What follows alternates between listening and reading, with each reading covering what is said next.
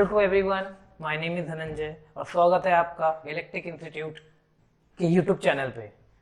आज हम यहाँ पे फिजिक्स के कुछ कॉन्सेप्ट को पढ़ने के लिए आए हैं, जिसमें कि हम आज फिजिक्स के क्लास 12 के एक कॉन्सेप्ट को पढ़ेंगे जिसका नाम है कूलम्स लॉ।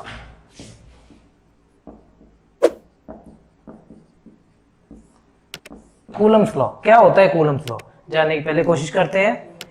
इसको बोला जाता है फोर्स ऑफ अट्रैक्शन और repulsion between the charges.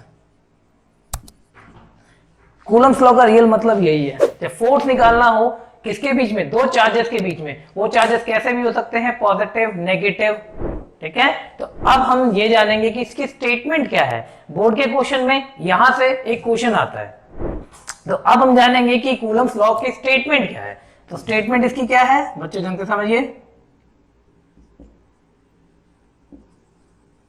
Statement है कूलम्स लॉ स्टेट्स दैट, क्या करता है? फोर्स ऑफ अट्रैक्शन और repulsion between the charges is directly proportional to the product of their charges and the square of their distance between the charges। अब देखिए क्या लिखवा दिया, ये स्टेटमेंट इतनी बड़ी कैसे याद रखें? क्या है? Coulomb's law state that force of attraction और रिपल्शन बिटवीन द चार्जेस। कितने चार्जेस? दो चार्जेस। हम कोई भी दो चार्जेस लेते हैं, Q1 और Q2। इसके बीच के डिस्टेंस को हम कहते हैं कि इसका बीच का डिस्टेंस R है। तो इसके बीच में क्या फोर्स लगा उसको जानने के लिए हम कूलम्स लॉ को पढ़ेंगे और कूलम्स लॉ के बारे में जान रहे हैं। तो हम क्या है? Coulomb's law state that force of attraction or repulsion between the charges is directly proportional to the product of their charges and square of their distance between them, right? तो अब इसका हम मैथमेटिकल एक्सप्रेशन बनाते हैं। तो mathematical expression क्या होगा? Mathematical expression बताइए बच्चों। पहला स्टेटमेंट से ये बोला गया फोर्स क्या होगा? is directly proportional to the product of their charges, मतलब Q1 और Q2। यहां देखिए दो चार्जेस हैं, इन दोनों के प्रोडक्ट के बराबर होगा, डायरेक्टली प्रोपोर्शनल। सेकंड बोला गया कि square of their distance between the charges, ठीक है। स्क्वायर जो भी होगा, स्क्वायर उसके डिस्टेंस बिटवीन द चार्जेस किसके? इनवर्सली प्रोपोर्शनल होगा, ठीक है। अगर इसको मर्ज किया जाए इन दोनों स्टेटमेंट को, तो इसको मर्ज किया जाए तो क्या करेंगे हम? अब यहां से मैं आपको स्टेटमेंट मैथमेटिकल एक्सप्रेशन बताता हूं कि क्या होगा। तो क्या होगा? F is directly proportional to Q1 Q2 by R square। इन दोनों को मर्ज करने के बाद अगर मैं ये बोलूं कि Q1 Q2 by R square, अब ये K है क्या?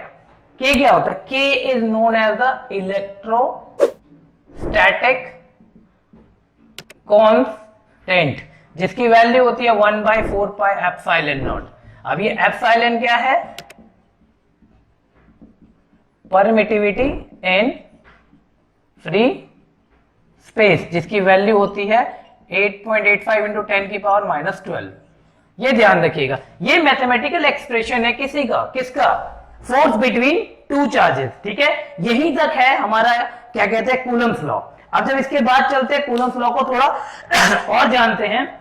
तो बच्चों वीडियो अच्छी लगे तो लाइक, शेयर एंड कमेंट करना बिल्कुल ना भूलें। अब इसके आगे हम चलते हैं। एक क्वेश्चन बोर्ड में बहुत बार पूछा गया है क्वेश्चन। ये क्वेश्चन क्या है जरा हम जान लें, ठीक है। ये क्वेश्चन ये है कि what is the vector form of Coulomb's law. भैया ये क्वेश्चन है, अब इस क्वेश्चन को कैसे सॉल्व करें? ठीक है, अब इस क्वेश्चन को सॉल्व करने के लिए हम क्या करेंगे? हम जानते हैं अकॉर्डिंग टू कूलम्स लॉ क्या होता है? Coulomb's law, force between two charges, हम ये जानते हैं। अब क्या करेंगे हम कहेंगे कि इसका वेक्टर फॉर्म निकालना जाए। तो वेक्टर फॉर्म क्या होता है? वेक्टर क्या होता है? वेक्टर उस क्वांटिटी को कहा जाता है जिसके अंदर मैग्नीट्यूड और डायरेक्शन दोनों होते हैं। अब इसके बाद इसको आगे चलते हैं, तो मैं बोलना चाहूंगा according to this figure force of attraction और repulsion from charge Q1 to Q2 क्या होगा? कहेंगे F12 is equal to K Q1 Q2 by R12 vector R12 का यूनिट वेक्टर।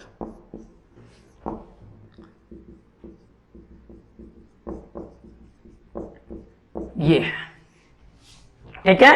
अब इसी के आगे हम चलें तो अब मैं कहूंगा कि अगर मैं ये बोलूं यहां पे कि what is the force when force of attraction और repulsion from charge Q2 to Q1, क्या हो जाएगा? फोर्स ऑफ अट्रैक्शन और repulsion from Q2 to Q1 क्या हो जाएगा? F21 K Q2 Q1 bye R21 का वेक्टर फॉर्म और R21 का यूनिट वेक्टर। ठीक है, यहां तक समझ गए? अब यही हमारा डिफाइन करता है। ये एक्सप्रेशन है वेक्टर फॉर्म का कूलम्स लॉ में, जब चार्ज 2 से 1 तक जाए यही एक्सप्रेशन आएंगे। और हम अगर ये कहें according to third law F12 is equal to F21, लेकिन अगर सिर्फ मैग्नीट्यूड की बात की जाए तो F12 is equal to F21। ठीक है, बताइए बच्चों कैसा लगा? कैसे लाइक करिए, शेयर करिए, कमेंट करिए और देखिए कि ये कूलम्स लॉ कैसे पढ़ा जा रहा है। अब इसके आगे मैं चलता हूं तो मैं एक चीज बताऊंगा कि एक आध क्वेश्चन करते हैं इस पे, बेसिक क्वेश्चन। ठीक है, सिंपल क्वेश्चन। देखो, अगर बोला जाए कि पूछा जाए what is the force if Q1 and Q2 are 1 coulomb and distance between them is 1 centimeter, तो यही क्वेश्चन है। सॉल्यूशन क्या होगा? कैसे करेंगे इस क्वेश्चन को? बताइए सॉल्यूशन। गिवन क्या हमें? 1 coulomb, Q1 is equal to Q2 is equal to 1 coulomb, distance 1 centimetre. हम क्या कहते हैं? अकॉर्डिंग टू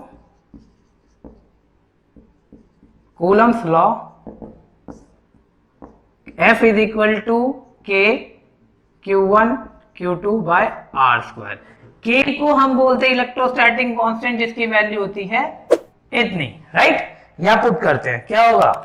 9 इंटू 10 की power 9 into 1 coulomb into 1 coulomb by R square 1 into 10 की पावर -2 मीटर। F इसको करने के बाद 9 इंटू 10 की पावर 9 प्लस 2 9 इंटू 10 की पावर 11 न्यूटन। इतना इसका आंसर है।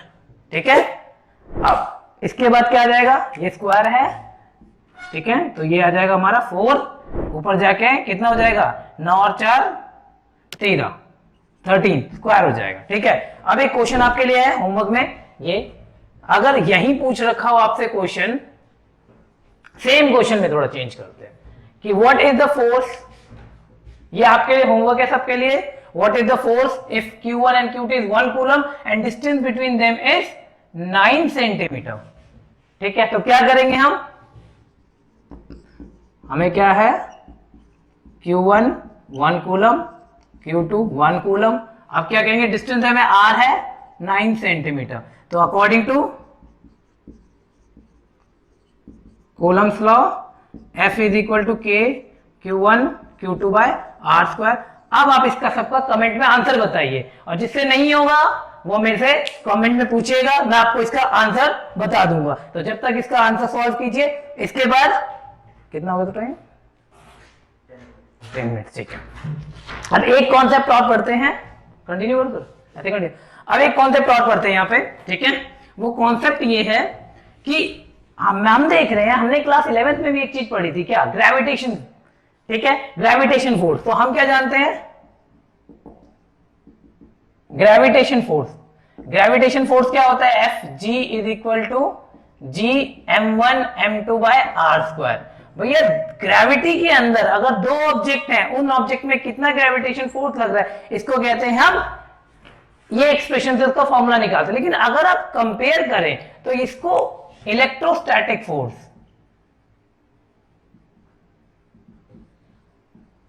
जिसको हम क्या कहते हैं? F इज इक्वल टू ई के Q1 Q2 bye R square, ठीक है। ग्रेविटेशन और इलेक्ट्रोस्टैटिक फोर्स। अगर मैं ये बोलूं कि दो चार्जेस हमारे रखे हुए हैं, ये रहे हमारे दो चार्जेस Q1 और Q2 और डिस्टेंस r सेम है, बताइए what is the relation, what is the relation between electrostatic force to the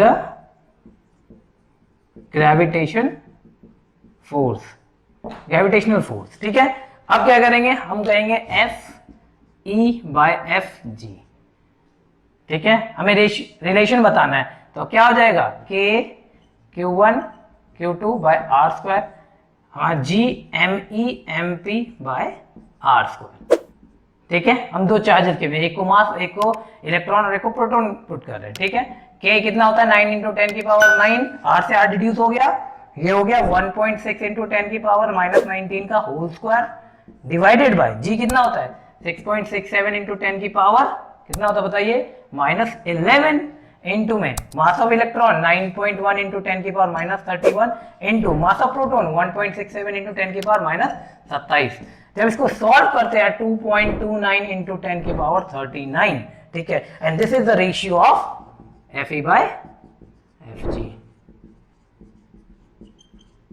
There is no SI unit because SI unit of force, both the forces are same.